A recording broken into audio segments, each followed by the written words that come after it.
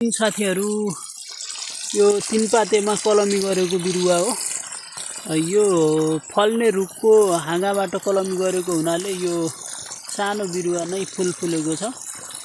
अब वृद्धि भइसकेपछि अलिकति ठुलो भयो भने 1-2 वर्षमा नै यो राम्रोसँग नै फल्ने सम्भावना चाहिँ देखिन्छ।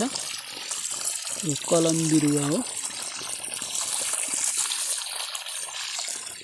यसरी सिँचाइ गरिरहेको छु। बिरुवा अहिले राम्रोसँग पलाएको छ र हुर्किरहेको अवस्था छ। बिरुवा वरिपरि भएको झारपातहरू यसरी निकालेर समय समयमा सिँचाइ गर्नुपर्ने हुन्छ। यसरी तलबाट 3 पाते पलाउँछ। यो 3 पातेलाई समय समयमा हेरेर यसलाई हटाउनु पर्ने हुन्छ। यसलाई निकाल्नु पर्ने हुन्छ। यसलाई निकाल्यो भने राम्रोसँग बिरुवाको वृद्धि हुन्छ।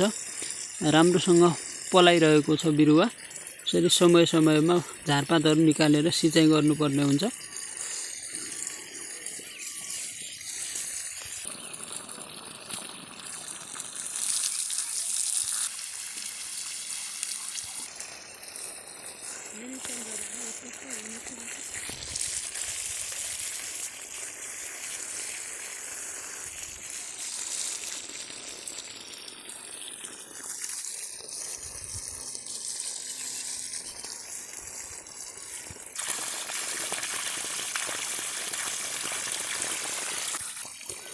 बिरुवालाई छिटो छिटो समय समयमा हेर्नुपर्ने हुन्छ। 3 पाते यसरी पलाउने गर्दछ। यस्तो 3 पातेलाई यहाँबाट यसरी हामीले भाँचेर निकाल्नुपर्ने हुन्छ अथवा कैँचीले काटेर निकाल्नुपर्छ। अनि यो बिरुवा चाहिँ फल्ने बिरुवाको ठुलो रुखको हाँगाबाट कलमी गरेको हुनाले फुल फुलेको छ।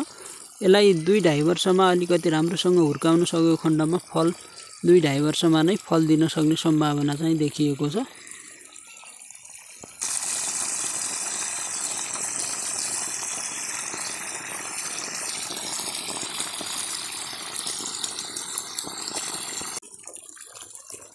सुन्तलाको सिँचाइ गरिरहेको छु। सुन्तला रोपेको खेतमा छु म। यसरी यस्तो छ सुन्तला बिरुवा। बीचमा कागती पनि छ। अनि सानो बिरुवा पनि रोपेको छु।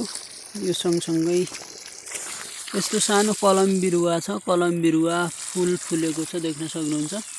ठुलो फल्ने रुखबाट कलम गरेको हुनाले यो फुलेको हो। यसलाई राम्रोसँग हुर्काउन सक्यो भने 2-2.5 वर्षमा नै यसले राम्रोसँग फल दिन सक्ने सम्भावना रहन्छ।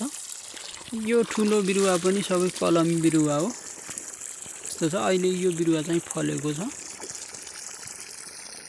यो चाहिँ कागती हो। कागती पनि राम्रोसँग फलेको छ। यसरी देख्न सक्नुहुन्छ। यो सानो बिरुवा पनि फुल फुलेको छ, देख्न सक्नुहुन्छ।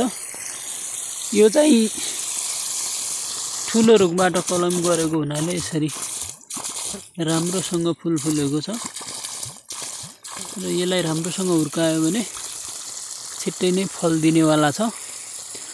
यसको तल 3 पातेमा कलम गरेको। यो 3 पाते चाहिँ समय समयमा पलाउने गर्दछ। यसलाई चाहिँ भाँच्नुपर्ने हुन्छ।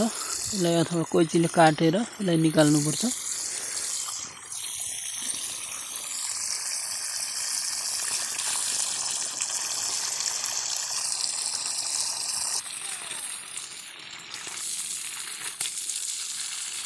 यो बिरुवा पनि लगभग 3 वर्ष जति भयो। कलम बिरुवा हो।